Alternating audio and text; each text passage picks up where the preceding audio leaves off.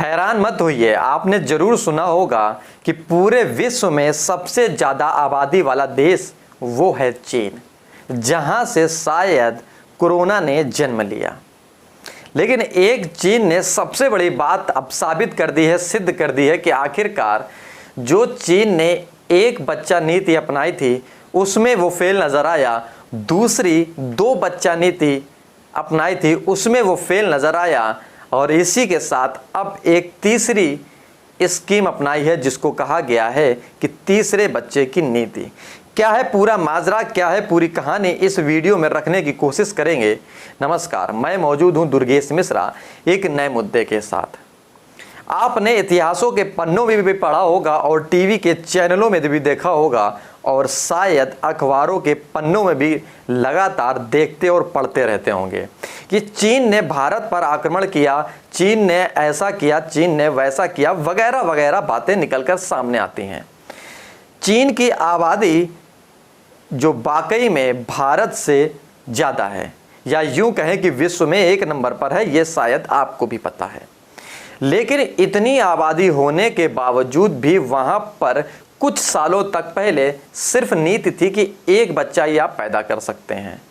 लेकिन सन 2016 में उसने दो बच्चा नीति अपनाई, यानी कि 2016 के बाद आप वहाँ पर अगर वहाँ के नागरिक हैं या चीनी हैं या नागरिकता ले रखी है तो आप दो बच्चों को भी पैदा कर सकते हैं।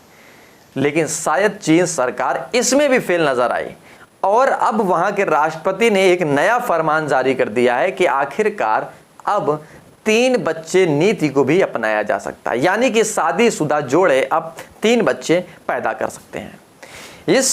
इन चीज़ों का मतलब क्या है, सार में समझिए। आखिरकार चीन ऐसी चाल क्यों चल रहा है?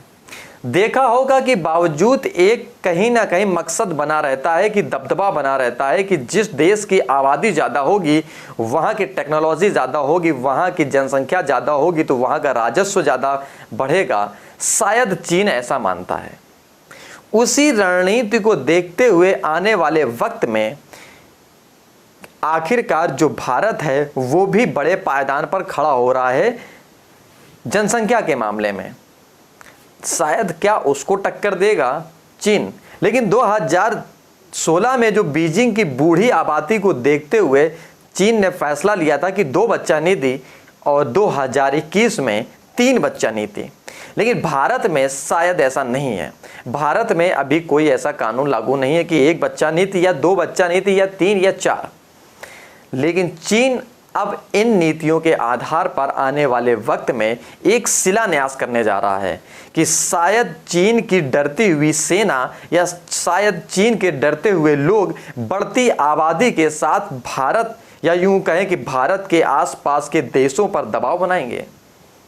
लेकिन शायद उनको नहीं पता कि दबाव जनसंख्या से नहीं, दबाव टेक्नोलॉजी से बनता है। लेकिन टेक्नोलॉजी की भी बात करें तो सीधे तौर पर चीन कई गुना आगे है भारत से, इसमें कोई हर्ज नहीं है। भारत के नेता तो सीधे तौर पर सिर्फ कुर्सी के चक्कर में नाचना, मीटिंग करना शायद वगैरह वगैरह देखा होगा। लेकिन राष्ट्रपति या यूं कहें कि चीन के राष्ट्रपति इन चीज़ों से बचते हुए दिखाई देते हैं, लेकिन काम जमीनी स्तर पर दिखाई देता है। भारत में आपने जब देखा कि कोरोना का माहौल था, लोग जान गंवा रहे थे, लोग मर रहे थे, लोग कई चीज़ों से पीड़ित थे, तो देश के प्रधानमंत्री नरेंद्र मोदी वो सीधे तौर पर रैलियां कर रहे थे चुनाव की। उन्होंने जिक्र नहीं किया कि आखिरकार जो 2020 से भी ज़्यादा मौतें 2021 में हुई हैं, आने वाले वक्त में इसका खामियाजा कौन भरेगा? अब शायद भारत के उत्तर प्रदेश में 2022 में चुनाव लगा हुआ है और पूरे राजनीतिक दल चुनाव में फिर से लग गए। यूं कहें कि जगह जगह पर मीटिंग होने लगी या यूं कहें कि लगातार जारी है। लेकिन चीन अगर इस रणनीति में आए तो अगर जिस मिशन पर उठता है या आगे बढ़ता है उसको वो सफलतापूर्वक अंजाम देता है। कोरोना पर भी वहाँ से वायरस उठा, वायरस के बाद में कुछ मौतें हुई, उन मौतों से नुकसान हुआ और नुकसान के बाद में तत्काल एक निर्णय लिया गया कि अब 3 बच्चा नीति चीन अपनाने जा रहा है।